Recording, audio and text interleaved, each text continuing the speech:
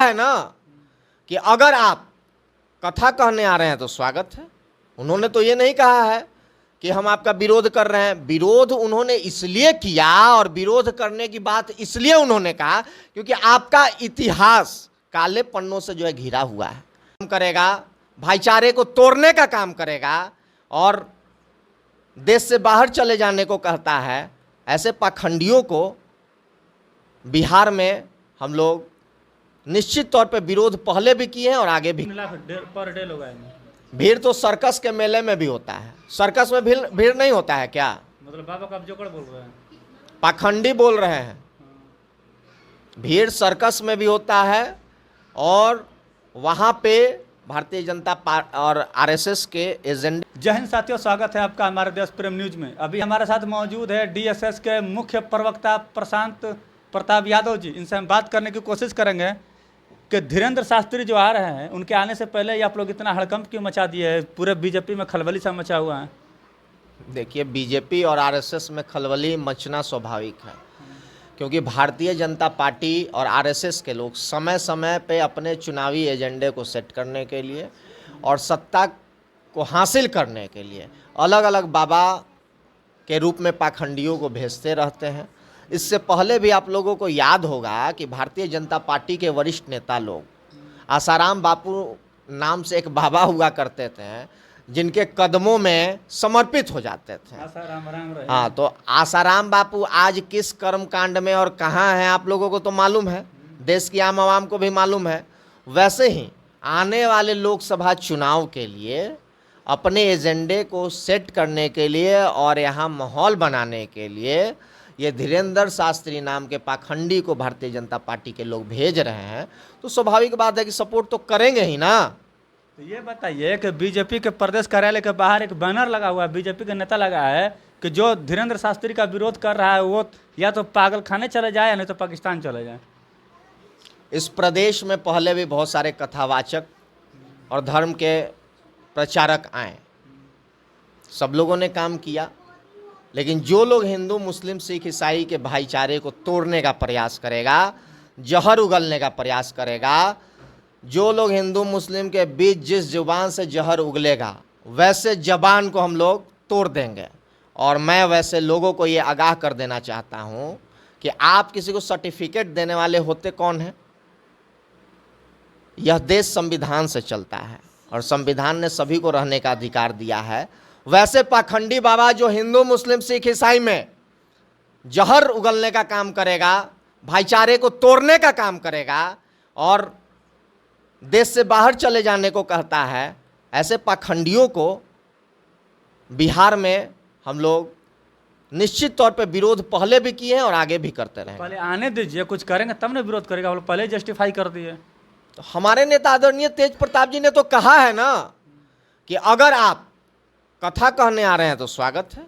उन्होंने तो ये नहीं कहा है कि हम आपका विरोध कर रहे हैं। विरोध उन्होंने इसलिए किया और विरोध करने की बात इसलिए उन्होंने कहा क्योंकि आपका इतिहास काले पन्नों से जो है घिरा हुआ है। आप पहले भी, आपको मैं बता देता हूं, इसी वर्ष महाराष्ट्र के नागपुर में धीरेन्द्र शास्त्री का एक कार्यक्रम था। अब वहाँ एक सोशल एक्टिविस्ट ने उनको कहा था कि आपके सभा में हमारे लोग होंगे और आप हमारे लोगों का पर्चा निकाल के दिखाइए। अगर आप पर्चा निकाल दीजिएगा तो हम आपको 30 लाख का इनाम देंगे, पुरस्कार देंगे। एक दिन पहले भाग धीरेन्द्र शास्त्री एक दिन नहीं 2 दिन पहले वहां से भाग गए क्योंकि महाराष्ट्र में सख्त कानून पाखंडियों के खिलाफ है। तो धीरेन्द्र शास्त्री जैसे पाखंडियों को हम लोग इस बिहार में विरोध करते रहेंगे, जो हिंदू मुस्लिम सिख ईसाई में लड़ाई लड़वाने का काम करेगा। और भारतीय जनता पार्टी आरएसएस के लोग शुरू से दंगा फसाद और सांप्रदायिकता के लिए जाने गए हैं और ये लोग हमेशा से हिंदू मुसलमान में लड़ाई लड़वा के, नफरत फैला के वोट की राजनीति करना चाहते हैं, सत्ता को हासिल करना चाहते हैं। आपको हिंदू राष्ट्र से क्या दिक्कत है? कर हिंदू राष्ट्र बना देंगे, क्या दिक्कत है आपको? यह देश बाबा साहेब डॉक्टर भीमराव अंबेडकर के संविधान से चलता है और इस देश के संविधान ने हिंदुओं के साथ साथ मुसलमान भाइयों, सिख ईसाई सभी को रहने का अधिकार दिया है। तो आप हिंदू राष्ट्र बनाने में और इस संविधान को बदलने में जो यकीन करते हैं, यानी निश्चित तौर पे आपको इस देश के संविधान पे भरोसा नहीं है, तो वैसे लोगों को, जिसको हिंदुस्तान के संविधान पे भरोसा नहीं है, वैसे लोगों को देश से बाहर हो जाने की जरूरत है, या फिर वैसे लोगों को आने वाले दिन में जेल के सलाखों के पीछे जाना पड़ेगा। अच्छा, पर्ची निकलवाने जाइए कि नहीं नौबतपुर? हम क्यों जाएंगे? हम लोग कर्म पे भरोसा करते हैं। पर्ची निकलवाने तो वो लोग जाएंगे ना जिनको कर्म पे भरोसा नहीं होगा। लाखों लोग भीड़, 3 लाख रोज रोज लोग आएंगे, 3 लाख पर डे लोग आएंगे। भीड़ तो सर्कस के मेले में भी होता है, सर्कस में भीड़ नहीं होता है क्या? मतलब बाबा का आप जोकर बोल रहे हैं, पाखंडी बोल रहे हैं। भीड़ सर्कस में भी होता है, और वहाँ पे भारतीय जनता पार्टी और आरएसएस के एजेंडे को सेट करने के लिए जो धर्म का गलत इस्तेमाल करने आ रहे हैं, सर्कस दिखाने आ रहे हैं, वैसे लोगों का हम लोग विरोध करेंगे। और हम वहाँ जाइए, हो सकता है पर्चा निकल जाए, तब आपका भी किस्मत बदल जाए। पहले धीरेन्द्र शास्त्री अपना पर्चा निकाले कि वो कितना जल्दी जेल के सलाखों के पीछे होंगे, क्योंकि हम लोग आगाह कर दिए हैं। आप बिहार आने से पहले ये संकल्प ले लीजिए कि आप हिंदू मुस्लिम के भाईचारे को नहीं तोड़िएगा। अगर हिंदू मुस्लिम के भाईचारे को तोड़िएगा तो निश्चित तौर पे प्रदेश की सरकार आपको जेल के सलाखों के पीछे भेज देगी।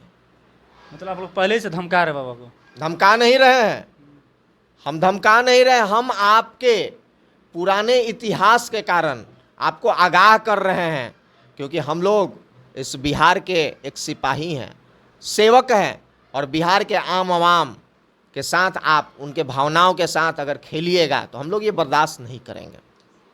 तो साथियों, आपने सुना प्रशांत प्रताप यादव जी का, इनका कहना है कि बाबा अगर हिंदू मुस्लिम करेंगे तो उन्हें बिहार की पुलिस छोड़ेगी नहीं। हम साथियों, आपकी क्या प्रतिक्रिया है कमेंट्स में जवाब जरूर दें। अगर आप हमें फेसबुक पर देख रहे हैं तो शेयर करें, यूट्यूब पर देख रहे हैं तो सब्सक्राइब करें। धन्यवाद। आप देख रहे हैं देश प्रेम न्यूज।